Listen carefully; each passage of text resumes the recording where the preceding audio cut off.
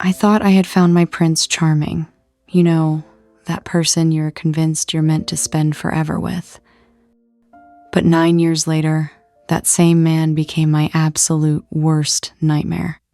Here's how I survived narcissistic abuse with 2 kids and came out stronger. From love bombing to sudden discard, this is my story of betrayal, healing, and reclaiming my life. But before the heartbreak, it all started with what felt like a fairy tale. I'll never forget how he looked at me in those first few months, like I was the only person in the world, like he had been wandering his whole life, just waiting to find me. He'd text me good morning before my alarm went off, stay on the phone for hours, listening to me talk about my day. He remembered every little thing, my childhood stories, my fears, my dreams. "You're not like other women," he'd whisper. "You actually get me." And for the first time in my life, I felt seen, chosen, special. 3 months in, he said, "Let's move across the country together. Start fresh. Just us." Every logical part of me screamed too fast, too soon. But my heart said finally, someone who loved me enough to want to build a life together. I quit my job, said goodbye to everyone I loved, and packed my life into boxes for a man I barely knew. But once we moved in together, the cracks started to show. His ex texted him at 1 a.m., something flirty. When I confronted him, my hands were shaking. He swore it was nothing. "You're the only one I want," he whispered. Then I found naked photos of another ex on his phone. I was shaking so badly, I could barely hold it. He begged, "I forgot they were there. Please, you're everything to me." I wanted to believe him so badly that I convinced myself these were just leftovers from his past. Have you ever been so desperate to hold on to something beautiful that you ignore the ugly parts? That's what love bombing does. It gives you the highest high you've ever felt, then makes you terrified of losing it. Your brain becomes addicted. You start chasing the next hit of their approval, their attention, their love. Shortly after that fight, I found out I was pregnant. "See," he said, pulling me into his arms. "This is fate. We're meant to be a family." I told myself it was a sign that everything was going to be okay. We got married shortly after, and I convinced myself we were finally on the right track. You know that feeling when someone you love starts treating you like a stranger? But it happens so slowly. You keep telling yourself, it's just your imagination. After our wedding, it was like a switch flipped, but not all at once. It was more like watching someone you adore slowly disappearing and being replaced by someone who seemed annoyed by your very existence. I would make his favorite dinner, and he'd still find something wrong with how I seasoned it. I'd try to tell him about my day, and he'd sit there scrolling on his phone while I was talking. His friends? They became these golden gods who could do no wrong, while I became the nagging wife who just didn't understand him. I started walking on eggshells in my own home, afraid that anything I said or didn't say might trigger one of his explosive moods. The worst part? I started to believe it was all my fault. Maybe I was too sensitive. Maybe I was asking for too much.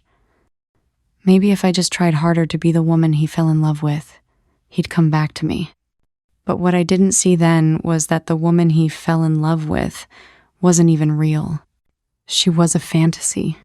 And I was killing myself, trying to become someone who never truly existed. When he filed for divorce that first time, I was dealing with a thyroid condition that made me feel like I was dying, and he just left. Packed his bags and moved back to his parents' house while I was barely able to get out of bed, let alone handle selling the house and taking care of our baby. I remember sitting on the empty living room floor, surrounded by moving boxes, wondering how someone who promised to love me forever could abandon me when I needed him most. Shortly after he left, I stumbled across his social media and discovered the truth. He'd been cheating on me with someone much younger, even while we were still sharing a home. You'd think that would be the end, right? But with a narcissist, the story rarely ends when you think it should. But narcissists don't stay gone when their new supply isn't what they expected. 6 months later, he came back crying, actual tears, something I'd never seen before. He said, "I've always loved you, and that the other girl wasn't his type. He wanted to make this work this time." This is called hoovering, sucking you back in just when you start healing. I said yes, not because I trusted him, but because part of me believed the divorce was my fault, and I couldn't bear the thought of our child growing up in a broken home. We got pregnant again that same year, and for a moment, I believed we'd finally have the family I dreamed of. But the devalue phase doesn't end with reconciliation. It gets worse, because now they know exactly how far they can push you. And push me, he did, into the deepest, darkest version of myself I had ever known. Have you ever felt like you're performing your own life instead of living it? Over the next few years, I threw myself into being the most perfect wife and mother I could possibly be, handling all the cooking, cleaning, landscaping, childcare, and emotional labor while he traveled constantly for work. I told myself that if I couldn't contribute financially, then at least I could create the most beautiful, supportive home environment for our family. But somehow, no amount of effort or sacrifice was ever enough to earn back the love and attention he had shown me during those early months. I became a wind-up doll, programmed to meet his every need, while inside, I was disappearing piece by piece. He'd come home from business trips, and I'd be so excited to see him, to connect, to feel like we were a team again. But he'd spend a few hours with us before announcing he was going out drinking with friends. I'd sit in our empty house, putting our kids to bed alone, wondering why the man who claimed to love me most was always looking for reasons to be anywhere but home. Our intimate moments became the loneliest times of all. He'd reach for me in the dark, but it felt like he was touching a stranger's body, like I wasn't even there. Afterward, he'd turn away immediately and fall asleep, and I'd lie there staring at the ceiling, feeling more alone than I'd ever felt in my single days. I started to wonder if this was what marriage was supposed to feel like, if I was just naive to expect more. I remember looking at myself in the bathroom mirror one night and not recognizing the woman staring back at me. When had I become so small? When had I started apologizing for everything? When had I stopped having opinions, dreams, or even preferences? I was living in my own house, but feeling like an unwelcome guest who might be asked to leave at any moment. And then one day, the moment I feared most finally came. Phase 3 arrived like a freight train I never saw coming, even though all the warning signs had been there for months. One day, completely out of nowhere, he sat me down and told me that he couldn't love me anymore, that he wanted to move on and find someone else who would make him happy, and that we had become incompatible roommates rather than husband and wife. He blamed me for not spending enough quality time with him, for making him feel alone and unappreciated, and for somehow failing to be the partner he needed, which is classic discard behavior, making the victim believe that the entire breakdown of the relationship is their fault and their fault alone. In my heart, I already knew there was someone else, But I kept lying to myself, telling myself that after everything we had survived together, I had to keep fighting, at least for the kids. So I begged him. I begged him to reconsider. I promised I would change, try harder, be better anything to save our marriage. But he just sat there, cold and empty, watching me sob like I was a stranger, like my tears meant absolutely nothing to him. Then one night, he came home drunk from another evening out with friends, and something deep inside me told me to check his phone using the old password I remembered from years earlier. And what I discovered in those messages completely shattered everything I thought I knew about our marriage and our life together. You know that moment in movies when the main character discovers something so devastating that time literally stops. That's what it felt like scrolling through his phone that night. Message after message, with different women, photos I never want to see again, conversations about me that made me feel sick to my stomach.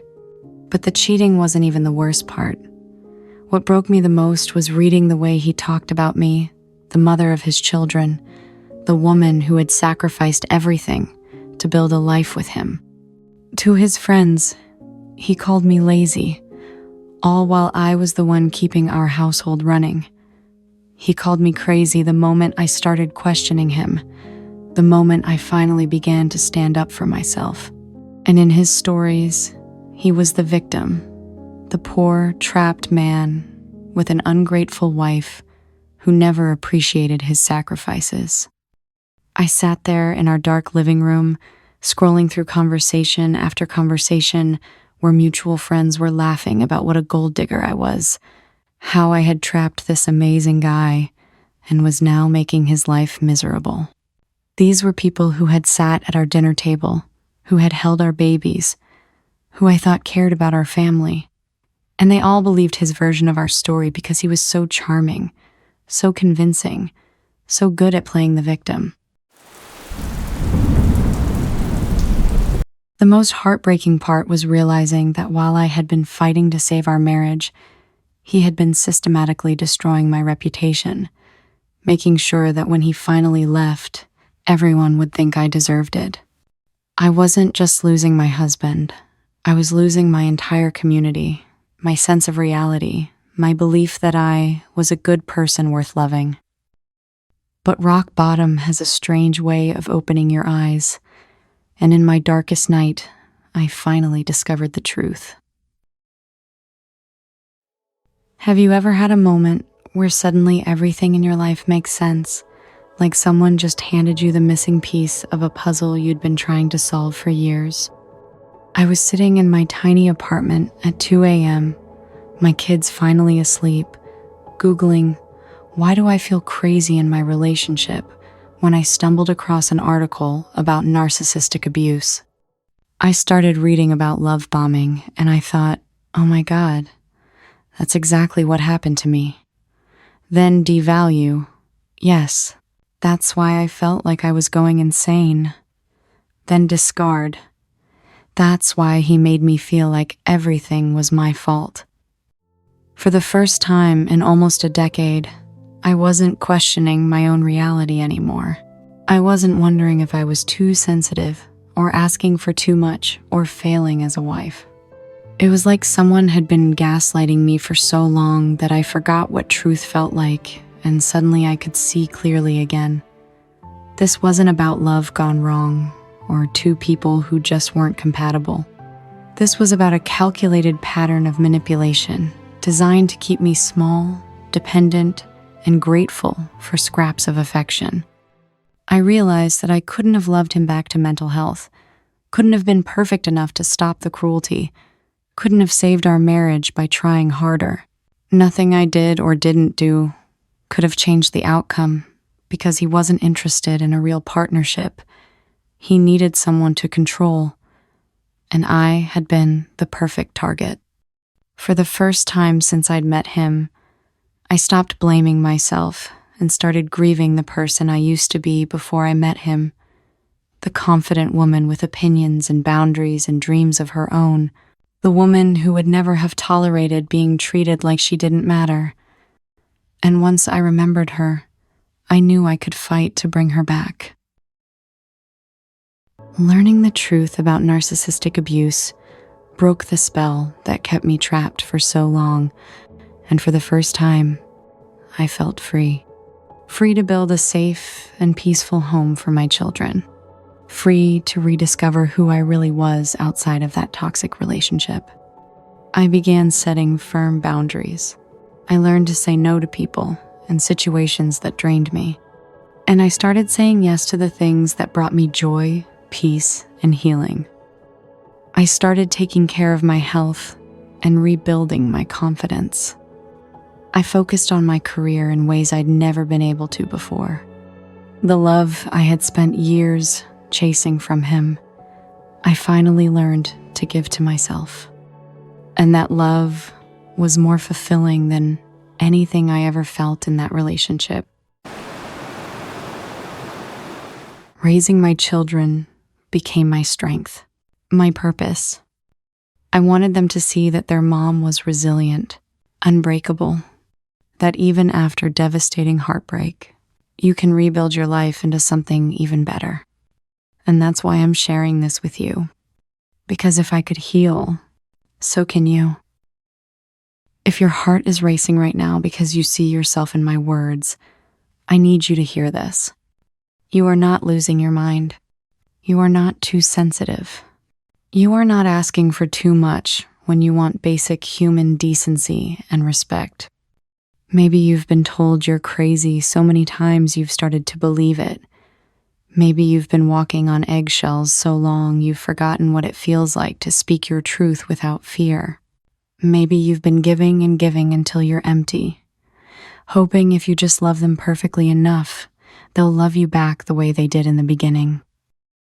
That person you fell in love with, the one who made you feel like the most special person alive, they weren't real. They were a mask designed to hook you before the real manipulation began. And the person you've become trying to earn their love, that's not the real you either. The real you is still in there, waiting to be remembered. The real you has value that doesn't depend on anyone else's approval. The real you deserves to be loved without having to earn it every single day. And the real you is strong enough to break free, even when it feels impossible. If you're living this right now, please reach out for help. There are people who understand exactly what you're going through. You deserve genuine love, not manipulation disguised as romance. Your freedom and your healing are real, and they're waiting for you on the other side of the truth.